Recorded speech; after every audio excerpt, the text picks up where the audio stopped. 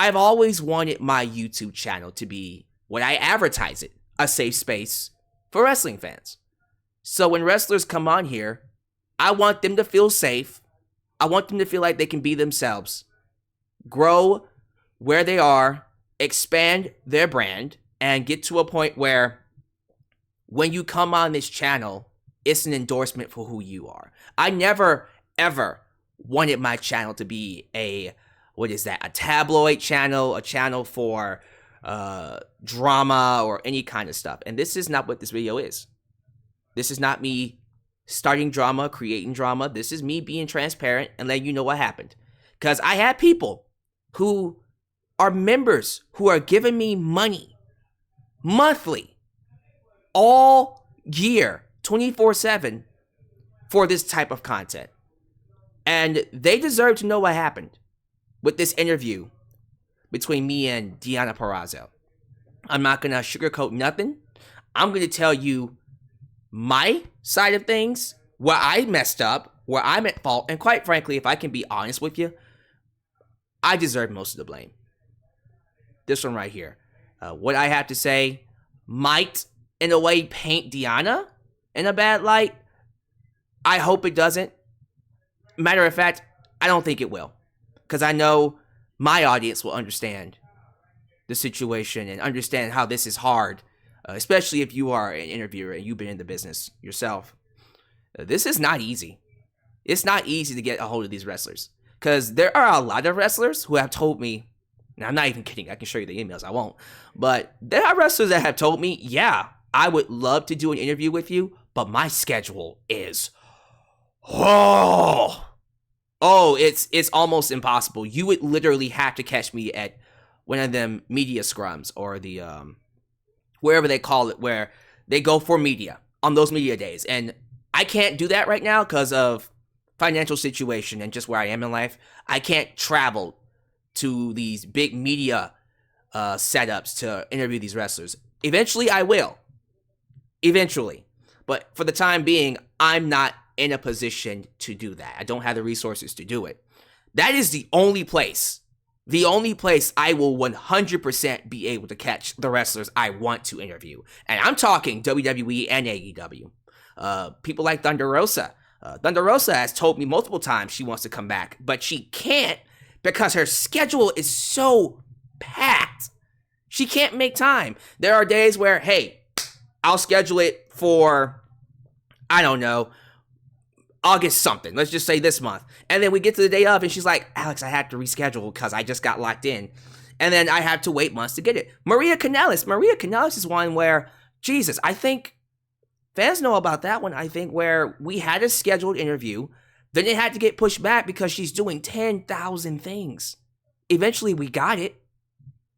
The same thing with Deonna Purrazzo. I've been trying to get Deonna Purrazzo on here since the pandemic. Busy. She's a, two-time women's champ for 2 promotions? She's also a wife, and she had many things to do. Plus, I had to go through Impact Wrestling and go through some chain of commands to make sure the interview is good. But yeah, like, this stuff ain't easy. And I want you to know that. Because it does tie into why the situation went down as it did. So let's get into it. So what happened? There was an interview between me and Deonna Purrazzo, and I'm gonna pull it up here. I uploaded it on Dropbox, so you know exactly what happened. So there you go. That's the interview. So there are 2 versions of this interview. This is the unedited recording that we did on StreamYard. Then I'm gonna play you the YouTube edited version. But I'm not gonna play the whole thing. It is 15 minutes long. I'm just gonna play maybe a couple of minutes. But I need you to listen to it. Because I'm not gonna lie, it's not the best recording. But you decide for yourself. Listen to it. Was happenstance. And then once I, got on the independent scene and saw, like, there's a real niche here for me. And there's not really anyone doing that kind of stuff at the time. I can really market myself and stand out by doing the technical wrestling things. So it just kind of fell into my lap, and it's really worked out for me. And here you are doing it. And you've been doing it for how long again? 10 years. A decade. So you're a veteran at this point, right? I guess you could say that. And like I started. So you can hear where it's dipping in and out, right? And the sound quality is actually not the best. The sound quality I wasn't that bothered by. It's not the best. Could be better, and that could be edited in whatever software you use. I can always just turn her up. The problem are the moments where she's dipping in and out. It gets really bad at a point towards the end here, and I am visibly. You can see me getting visibly upset at some point, and that part had to be edited out too because that was not a good look on me. Let me see if I can find it here. Good at, right? And right. If you want who wears little outfits and and that's your body type and you're comfortable doing that, then good for you. You know what I mean? Not necessarily what I'm about, but I don't fault anyone for who they are and how they choose to express themselves. So I've not felt that. I have only ever felt like support for like be you, but figure out who you is, and there's no wrong in who you are. But for me in NXT, it's like figure out who you are. We just don't know who you are, more than we want you to be this way or this way. Legend. Nikki has been there and done it all. Created some of the first ever pieces of what she finds important. So as you can tell, it does that a lot throughout the entire interview, where it just dumps in and out. And what I did, and the edited version, there's another edited version. The stuff that you heard that wasn't bad, I left it in there. I had to go in and take out the moments that were dipped out. And so what ended up happening is, this is the edited version. Learning how to do moonsaults from the top rope. We could learn how to do really great headlock takeovers. So as you can tell, you hear her. I increased the volume of her so you hear her better. Because to me in the last one, she was very low. Here she's louder. So I don't think I've got into wrestling being like, I'm going to be like, a Bret Hart. It just kind of was happenstance. And then once I, got on the independent scene and saw like there's a real niche here for me. And there's not really anyone doing that kind of stuff at the time. I can really market myself and stand out by doing the technical wrestling things. So it just kind of fell into my lap and it's really worked out for me. You've been doing it for how long again? 10 years. A decade. So you're a veteran at this point, right? I guess, like I started wrestling when I was 18. See, I was able, you notice the points where if you look closely, it's edited, but I do it so seamlessly to where it doesn't really feel edited. So, and that's essentially what I did. Like, I can play this whole thing for you. I love working with that woman, or I can't wait to work with that one. Giselle Shaw was definitely on that list. Kind of been a thorn in my side right now, but last year it was like that was who I was most excited to see what they were going to do. And you can even still hear there are moments in there where it dips out. I couldn't do anything about that. I couldn't fix that. But the moments where it's like she completely just absolutely dips out and she goes away for like a long period of time and it gets really, really bad. I'm trying to find it. Where's the portion where it gets really bad? Is this it? Will go off in their head. That's so rewarding. So I don't feel that them versus us now. I think that there's opportunity spots for everybody. It stays that way throughout the entire rest of the interview. So yeah, I edited it. And so in the edited version, I made sure I cut it down as much as possible to where fans don't catch it. And the thing is, when we did the interview and it was done, what I take fault in was, first off, not letting them know up front, yo, that recording was really bad. That's a very bad recording. Can we do it again? Honestly, that's where I take blame. I should have immediately, at that moment, because you could tell throughout that interview process, and I can let it play so y'all can catch a lot of it. No matter background, no matter what sport you might have come from like, before. Look, I'm visibly not happy about the way it sounds, by the way. Different, and we're going to learn from each other, and we need more of that. We need more diversity. We need more inclusion to make women's wrestling continue to grow and break glass ceilings and boundaries and make history. And to follow up with what you were talking about, was there any particular time, whether it was in any company, that you were pressured to be more of that eye candy person? And did you ever feel like that was degrading for you in a way? I never have really ever personally felt that, you know, and I know that there. Like I go out of my way to ask them interesting questions to get the most out of who they are, so you can connect with them. This was never an interview where I asked her a question that was to insult her or to, you know, tabloid news or get the scoop. Nah, my whole point of this interview is to elevate, to promote. If you had never seen Deonna Purrazzo a single day in your life, you come on my channel, you watch that interview, I want you to come out of that interview going, oh, she's goddamn cool. I like this chick. If you come out going, I want to watch her on Impact Wrestling, I did my job. I don't give a fuck whether it's 100 people, whether it's 1,000 people, whether it's 10,000 or 1,000,000 people. If I can get 5 people to go, I'm going to watch Impact Wrestling, that improves Impact Wrestling. That elevates them. And I feel like, God, I feel so bad because the conversation we had was so good. And we have good chemistry. But the recording was bad. The recording was terrible. So, getting back to what happened, I didn't tell them that the recording was terrible. And the reason why I didn't, stupid reason, because I was scared that, they're going to get upset. We wasted their time. It's partially my fault too. Maybe it's my internet connection. Maybe it's the browser. I don't know. Maybe it's her internet connection. Whatever the case, it was a bad recording. It was a terrible recording that required me to heavily edit it. So I didn't tell them that. I didn't think I needed to tell them that. Instead, what I did was, thank you for the interview. It'll be up in the next week or so. So I just spent a day literally breaking down the interview, editing it, cutting out the parts as much as I can to keep it cohesive, to make it seem seamless. And she still comes across, you know, better than this. Like, There are some people who have felt that way, but again, I just feel like you be good at what you're good at, right? And right. If you want who would see, and sometimes even when I responded right, she would go out. So that's just so weird. Like, it was a bad recording all around. But the thing is, and this is what's crazy, the edited version, there were fans that saw it.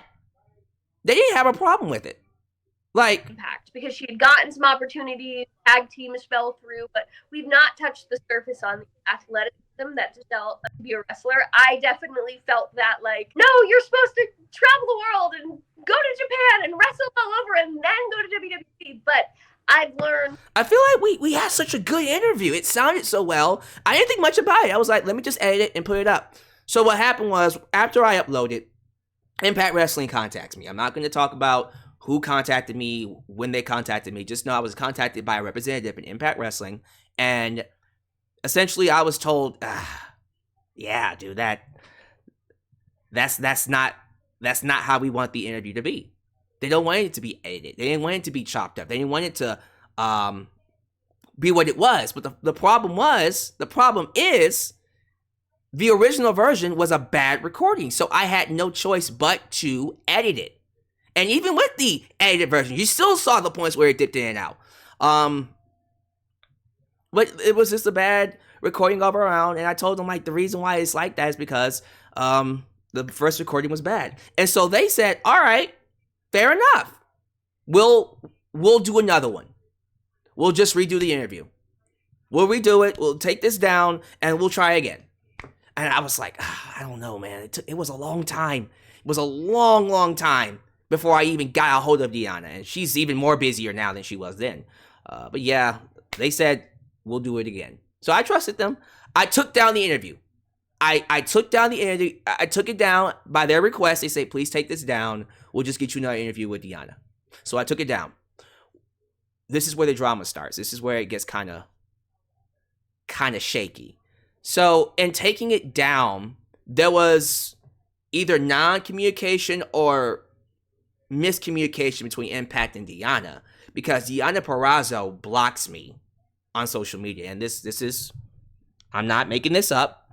If we go to Twitter, pull it up right here, and I go to Deonna Purrazzo, the Virtuoso. There you go, blocked. She blocks me. And I contact her, and I say, yo, what happened? Is there a reason why I was blocked on social media. And then she says, I'm not going to read the whole email, but to sum it up, essentially she says, I don't appreciate you trying to make me in Impact Wrestling look bad. And so I raise an eyebrow and go, make you look bad? Make you look bad? What do you mean make you look bad? You know, it's just crazy. It's just crazy. Like, I never at all in that interview. At all. And you know what? I might go ahead and link the entire, I'm going to link the entire interviews down below. It's on my Dropbox. You can listen to it for yourself.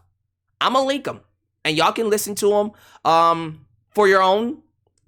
You know, if you want to do some detective work, go for it. Go for it. Listen to them. But yeah, like, not at one point in time did I ask her a question. Was it a loaded question in there? I don't know. I don't think I asked her anything loaded. I asked her about her time in Impact, what it's like to be a champion, how she came up, her style, how it reminds me of Dean Malenko. Is that deliberate? Is it something she wants to do? Her favorite wrestler, Mickie James, who she liked working with, Giselle. Giselle Shaw, my bad, Giselle Shaw. It was simple questions. And it was a good interview. It's just the recording was bad. That's it. That's all it was. So the fact that she's over here saying, hey, you tried to make me in Impact Wrestling look bad, you know, that really does bother me. And it for a time being, just being completely transparent with you, it made me not want to do interviews. It really did. It just made me go, why would anybody at all think I'm trying to hurt them? Guys, look, I understand I have a reputation of ranting, of talking about things I don't like about wrestling, and I've been doing it for years. Okay? I understand perception is reality. I can understand at certain points where people are like, Alyx, you're going too hard in the show. Fine. But at the end of the day, that's just an opinion. Not once, not one time have I ever gotten personal with a wrestler on my YouTube channel, and I hold true to that. I want you to go find it.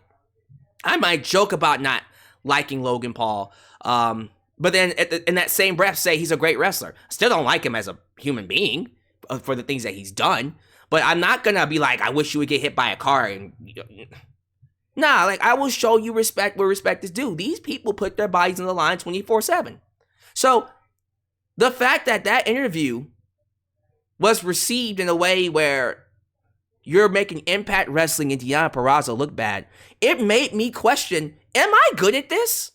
Which is why you haven't seen as many interviews. Because I really had to sit on that and go, what did I do wrong?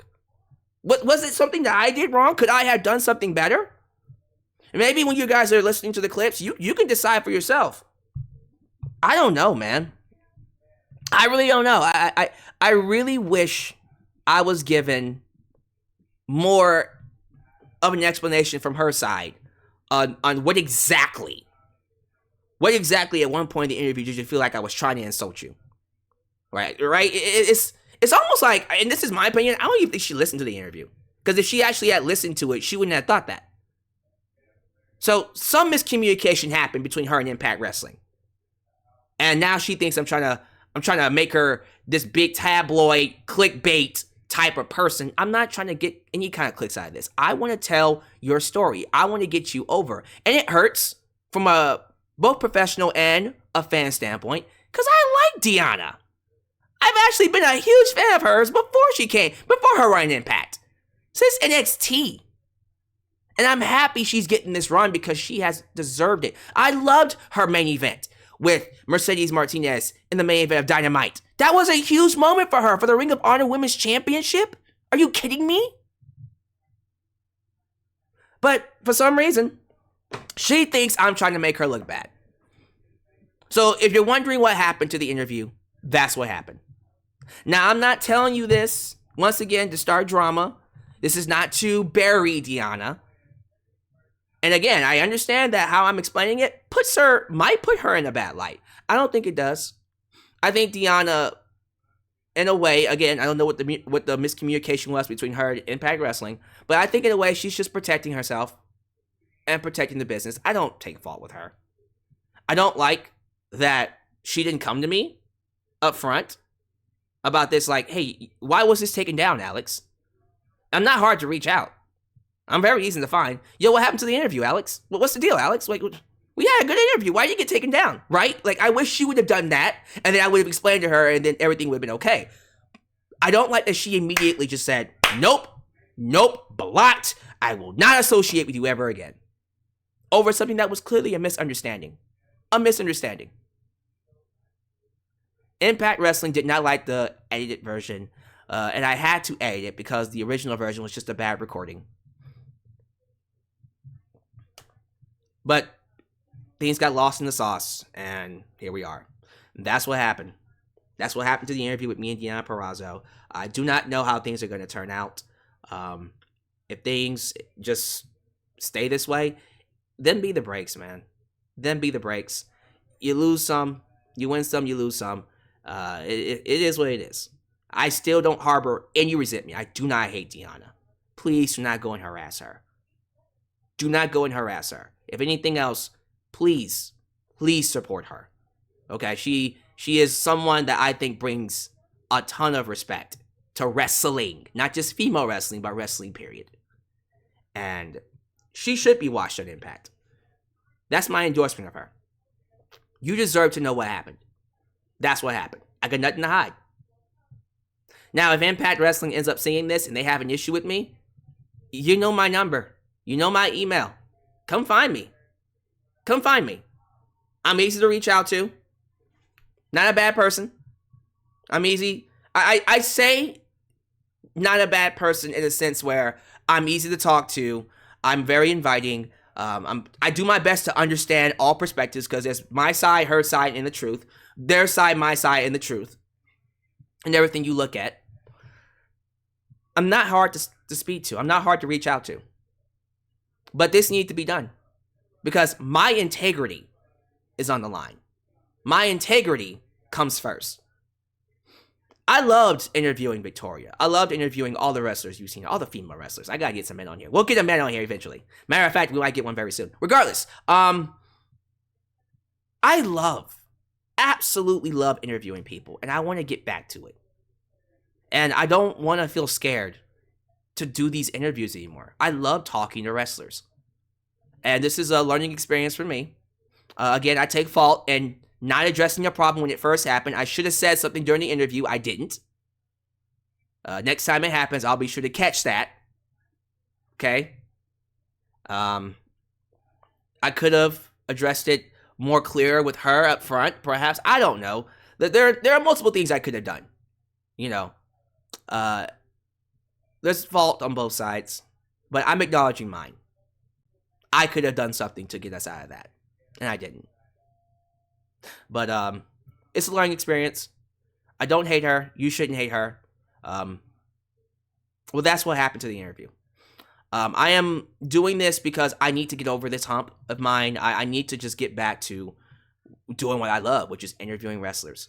My interview style is something that I'm proud of. I am changing it up because I don't want it to feel so rigid. I want it to be conversational, right? But I gotta get back to it because I'm proud of it. So that's something I wanted to get off my chest. Thank you for watching. You can leave your thoughts down below, but please, and I need to stress this, do not, and I mean this, do not bully, harass Deonna Purrazzo. Do not, okay? She is not at fault here. It is what it is. No one's the bad guy in this situation. Quite honestly, I'm hoping over time cooler heads prevail. And maybe she'll just say, you know what? Let's do a redo. It might take us a couple years or so. It'll take as long as it needs. Because this is a misunderstanding. But hopefully things work out. But anyways, leave your thoughts down below. There's the drama. There's the tea. It's not really drama or tea. It's just big misunderstanding. But everything's good. Not going to complain anymore. Thank you for watching. Please have a good day. Subscribe for more. Catch you next time right here in Alyx's world. A place that is, was, and forever will be a safe space for wrestling fans like you. Peace.